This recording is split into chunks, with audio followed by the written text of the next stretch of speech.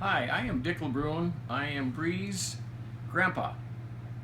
When did you find out you had non-Hodgkin's lymphoma? I found out meeting with the doctors at the Humphrey Cancer Center on August 7th, 2013. What stage of non-Hodgkin's lymphoma do you have?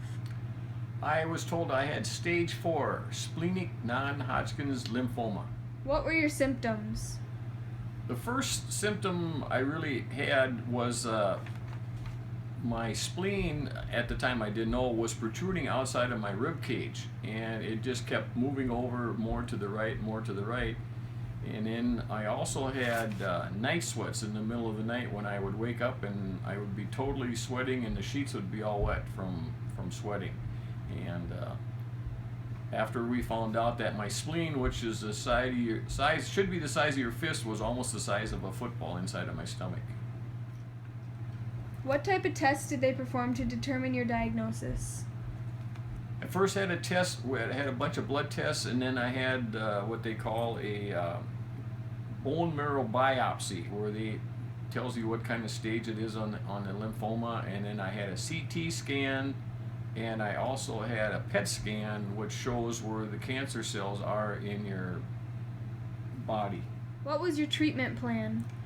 It originally started out I was going to have 6 weekly treatments of chemotherapy, but unfortunately my body did not like the chemo, and so after 2 treatments I ended up having to go into North Memorial Hospital overnight for the next 18 treatments.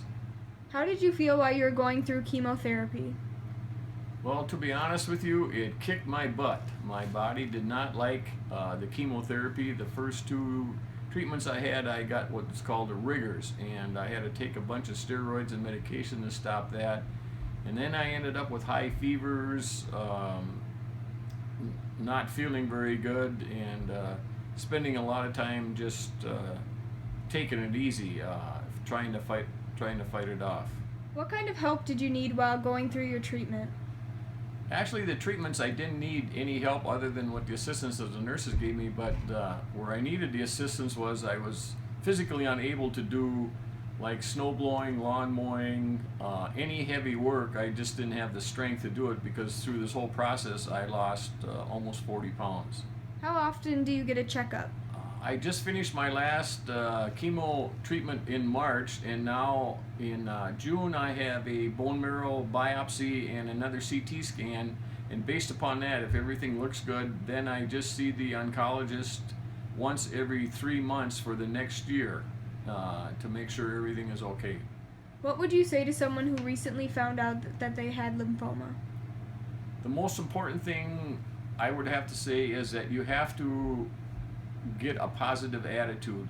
It does no good to feel sorry for yourself or say, poor me, why did I get this? And the third thing is to do everything you can to work with the doctors and the nurses, to take your medications, do everything you can to get better.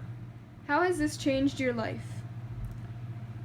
First of all, I would have to say that I have been very blessed, because I had a lot of people praying for me and wishing me to get well. And now I enjoy life a lot more. I appreciate the smaller things. I don't let some of the petty stuff bother me anymore, and I just feel very fortunate that I was able to beat this and feel good. My health has been really good, and I'm just very thankful.